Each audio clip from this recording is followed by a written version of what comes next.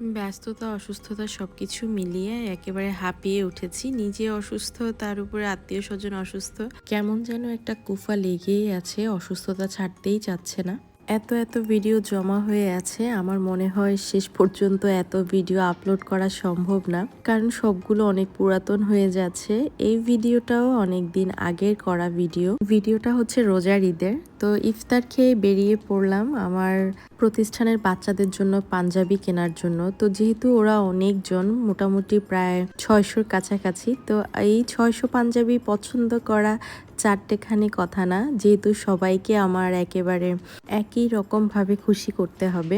আমি আমার পছন্দ মতো পাঞ্জাবি কিনে নিয়ে এসেছি সাইজ অনুযায়ী, আর এনে আমি মোটামুটি এই প্রতিষ্ঠানের যারা আছেন তাদের জন্য টেবিলে দিয়ে দিলাম, যে যার পছন্দ মতো পাঞ্জাবি নিয়ে নেবে। আর এই ফাঁকে সবাইকে ডেকে আনা হলো এবং সবাই সবার পছন্দ মতো পাঞ্জাবি চুজ করছে আর ট্রায়াল করছে। এটাই মনে হচ্ছিল যে একটা ঈদ আনন্দ মেলা, মানে সবাইকে দেখে আমার এত বেশি ভাল লাগছিল। আর সবাই মোটামুটি খুবই খুশি হয়েছে তাদের এই ঈদ উদযাপনে। গিফটটা অতি সামান্য হলেও তাদের আনন্দটা ছিল অনেক বেশি। তাদের এই আনন্দে সামিল হতে পেরে আমার কাছে খুবই ভালো লাগছিল। বাসায় এসে দেখি যে আমার জন্য ভরপুর ইফতার নিয়ে হাজির হয়ে গিয়েছে আমার ফ্রেন্ডরা। ইফতারিতে তখন তেমন একটা সময় ছিল না, যার কারণে ইফতারির পরপরই তারা এগুলো নিয়ে আমার বাসায় হাজির। আর যেহেতু আমি বাসায় ছিলাম না, লেট নাইট বাসায় এসেছি, তার কারণে তারা একটু লেট নাইট করে এসেছে। ইফতারির পাশাপাশি আমার জন্য ভরপুর গিফট নিয়ে এসেছে, যেগুলো কোনো কারণ ছাড়াই, মানে কোনো উপলক্ষ ছাড়াই তারা আমার জন্য গিফট রান্না করে নিয়ে আসা, এগুলো তাদের সব সময় চলতেই থাকে। ঠিক তেমনি আজকেও কোনো উপলক্ষ ছাড়াই রান্না বান্না করে নিয়ে আসা আর ভরপুর গিফট নিয়ে আসা। গিফটগুলো আমার খুবই পছন্দ হয়েছে, কারণ আমি অনেকদিন থেকে মনে মনে চিন্তা করছিলাম এই কয়েকটা জিনিস আমি কিনবো, কিন্তু কিভাবে যে আমার মনের ভেতরের জিনিসটা তারা বুঝে গেল, আমি আসলে তাদের কাজকর্মগুলো দেখে পুরাই সারপ্রাইজড। তাদেরকে বলছিলাম যে আমি মনে মনে চিন্তা করছিলাম এই জিনিসগুলো আমি কিনবো, কিন্তু আপনারা কিভাবে বুঝতে পারলেন যে এইগুলোই আমার লাগবে।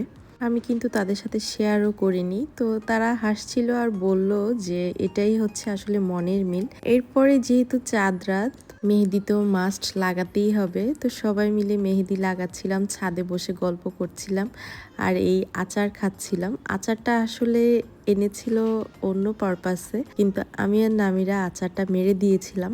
মোটামুটি চাঁদ রাতটা খুবই আনন্দের ছিল, অনেক রাত পর্যন্ত আমরা আড্ডা দিয়েছিলাম। পরদিন সকালবেলা চলে যাচ্ছিলাম শ্বশুর বাড়িতে। আমাদের ঈদ মানেই হচ্ছে শ্বশুর বাড়ি, সকাল সকাল চলে যাওয়া আর বিকেলবেলা চলে আসা। গিয়ে দেখলাম যে মোটামুটি এই রান্নার প্রস্তুতিগুলো রেডি করা আছে, আর আমাকে সবগুলো কাজে হেল্প করার জন্য আমার বোনরাও রেডি। আমি আমার যাদেরকে কখনো যা মনে করি না, ওরা হচ্ছে আমার বোনের মতো। প্রত্যেকটা যা আমরা একেবারে বোনের মতো চলাফেরা করি। আলহামদুলিল্লাহ, বিয়ের বয়স 20 বছর প্লাস হয়ে গেছে। এই 20টা বছরে 40টা ঈদ আমরা একসাথে উদযাপন করেছি, এবং একসাথে আমাদের চলাফেরা, যে কোনো অনুষ্ঠানে আমাদের একসাথে হওয়া, আর প্রতি শুক্রবার তো আমরা একসাথে হবই। সবকিছু মিলিয়ে আলহামদুলিল্লাহ আমাদের মধ্যে কখনোই এই পর্যন্ত মনের অমিল হয়নি। আলহামদুলিল্লাহ, আল্লাহ এভাবেই যেন সব সময় রাখে। শাশুড়ি নেই আমাদের মাঝে, আজকে প্রায় 10 বছরের বেশি হয়ে গেছে। আমরা চার যাই মোটামুটি টেনে টুনে সংসারটা নিয়ে যাচ্ছি আলহামদুলিল্লাহ। আল্লাহ যেন মৃত্যুর আগ পর্যন্ত আমাদের এই মিল মহব্বতটা একসাথে রাখে এবং পরিবারটাকে সুন্দর রাখে, সেই দোয়া করবেন সবাই। কথা বলতে বলতে আমাদের নাস্তাগুলো রেডি হয়ে গিয়েছে। নাস্তাগুলো রেডি করতে সবসময় আমার মেজো যা আমাকে হেল্প করে, কারণ উনি হচ্ছে নাস্তার রানী, আর হচ্ছে বড় যা হচ্ছে বড় বড় যে রান্নাগুলো সেটার প্রস্তুতি আমার সাথে করে। যেহেতু সংসারের বড় হচ্ছে উনি, উনার হাত ছাড়া আসলে বড় কাজগুলো হাত দেওয়াও যায় না। শাশুড়ি থাকাকালীন অবস্থায় উনি শাশুড়ি থেকে শিখেছেন, আর আমরা এখন শিখছি তার কাছ থেকে। আমাদের নাস্তার আইটেমগুলো মোটামুটি রেডি এবং খাবারের আইটেমগুলোও কাছাকাছি হয়ে যাচ্ছে।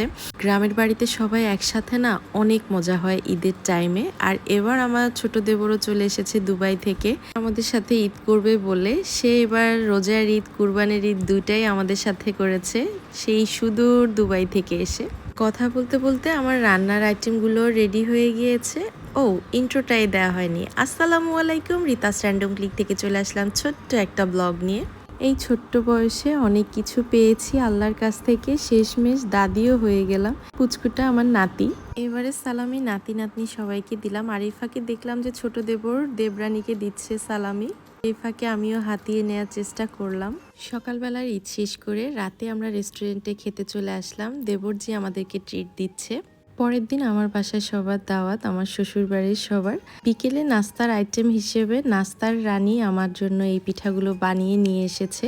পিঠাগুলো দেখে আমি আর লোভ সামলাতে পারলাম না। বিকেল পর্যন্ত অপেক্ষা করা তো দূরের কথা, আমি সাথে সাথে সার্ভ করে খাওয়া শুরু করে দিলাম। আর তাদের জন্য আমি টুকটাক যে আইটেমগুলো করেছি, বিফ রেজালা, চিকেন রোস্ট, এখানে ছিল একটা মাছ, এখানে ছিল পোলাও, মানে মোটামুটি সব আইটেমই করার চেষ্টা করেছি, যেহেতু শ্বশুর বাড়ির লোকজন। আপ্যায়ন তো খুব সুন্দরভাবে করতেই হয়। আর আমি যে কোনো মেহমানকে আপ্যায়ন করতে খুবই পছন্দ করি, সে যেই হোক না কেন, শ্বশুর পক্ষের হোক বা বাবার পক্ষের হোক।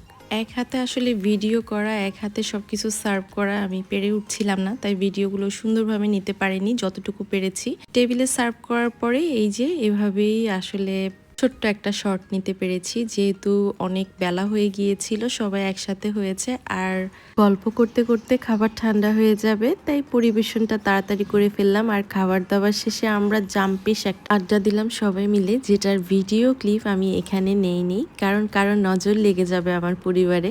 নজর জিনিসটা আমি এখন খুবই ভয় পাই, কারণ ম্যাক্সিমাম টাইমে আমি অসুস্থ থাকি। আমার উপর দিয়ে যে যাই হোক না কেন, আমার পরিবারটা যেন সুস্থ থাকে, আমি সবসময় এই দোয়াটাই করি, কারণ আল্লাহ আমাকে অনেক স্ট্রং বানিয়ে এই দুনিয়াতে পাঠিয়েছে। আমার উপর যত ঝড়ঝাপটাই যাক না কেন, আমি তা হাসি মুখে খুব সুন্দরভাবে নিতে পারি। আমার পরিবারটাকে সুন্দর এবং সুশৃঙ্খল রাখার জন্য জীবনে যত কিছু করার দরকার আমি করে যাব, মৃত্যু পর্যন্ত, যতদিন আল্লাহ আমার হায়াত দিয়েছেন।